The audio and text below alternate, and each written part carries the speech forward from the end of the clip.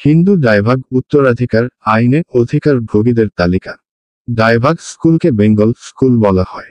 দায়ভাগ আইনে একজন হিন্দু তার প্রাপ্ত পৈতৃক সম্পত্তিতে এবং স্বীয় পরিশ্রমে অর্জিত উপার্জিত ভিন্ন সম্পত্তিতে পূর্ণ স্বত্বাধিকারী, অর্থাৎ তার সম্পূর্ণ অধিকার রয়েছে। জীবিত অবস্থায় সে তার সর্বপ্রকার সম্পত্তি যে কোন প্রকারে হস্তান্তর করতে পারে। তার মৃত্যুর পর তার উত্তরাধিকারীরা তার ত্যক্ত সম্পত্তিতে উত্তরাধিকার সূত্রে উত্তরাধিকারী হয়ে থাকে।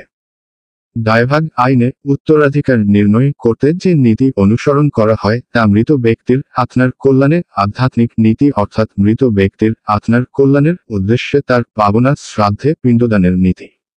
শাস্ত্র অনুসারে মৃত ব্যক্তির শ্রাদ্ধে যে ব্যক্তি পিণ্ডদানের অর্থাৎ পুজো করতে সক্ষম অধিকারী সে স্বপিণ্ডী মৃত ব্যক্তির ত্যক্ত সম্পত্তির অধিকারী।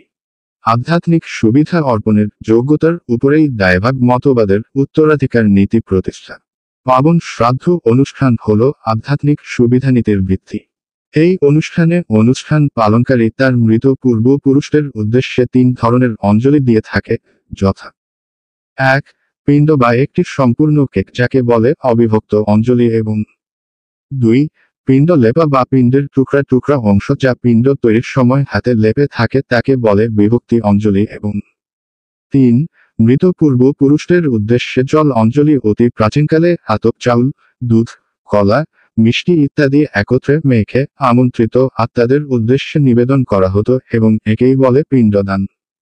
হিন্দুরা বিশ্বাস করেন মৃত ব্যক্তিসহ ঊর্ধ্বতন 3 পুরুষের আত্মাগণ এই পিণ্ড গ্রহণ করেন এবং তৃপ্ত হন। দায়ভাগ আইন অনুযায়ী মৃত ব্যক্তির 3 শ্রেণীর উত্তরাধিকারী, যথা: 1. স্বপিণ্ড, 2. শাকুল্য, 3. সমানোদক। 1. স্বপিণ্ড: যেসব ব্যক্তি মৃত ব্যক্তির আত্মার কল্যাণের উদ্দেশ্যে তার শ্রাদ্ধে পিণ্ডদান করে এবং মৃত ব্যক্তির জীবিতকালে যে সকল ব্যক্তির আত্মার কল্যাণের উদ্দেশ্যে পিণ্ডদান করতে বাধ্য তারা সবাই পরস্পরের স্বপিণ্ড। 2. শাকুল্য: যেসব আত্মীয় মৃত ব্যক্তির শ্রাদ্ধের সময় পিণ্ডে পিণ্ডলেপ প্রদান করে তারা মৃত ব্যক্তির শাকুল্য। 3. সমানোদক: যে সকল আত্মীয় মৃত ব্যক্তির শ্রাদ্ধে পিণ্ডে পিণ্ডজল প্রদান করে তারা মৃত ব্যক্তির সমানোদক। সংক্ষেপে, যে ব্যক্তি পিণ্ডদান করে, যে ব্যক্তি পিণ্ড গ্রহণ করে এবং যে ব্যক্তি পিণ্ডদানে অংশগ্রহণ করে তারা সকলেই পরস্পরের স্বপিণ্ড।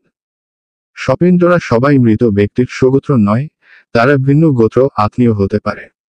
যেমন কন্যার পুত্র স্বপিণ্ড শাকুল্যের আগে এবং শাকুল্য সমানকের আগে মৃত ব্যক্তির ত্যক্ত সম্পত্তির উত্তরাধিকারী হয়। বন্ধুরা, ভিডিওটি কেমন লেগেছে? আশা করি ভিডিওটি ভালো লেগেছে।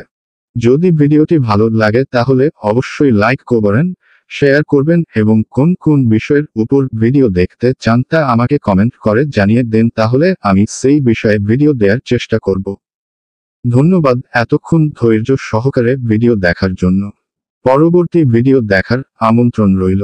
সবাই ভালো থাকবেন।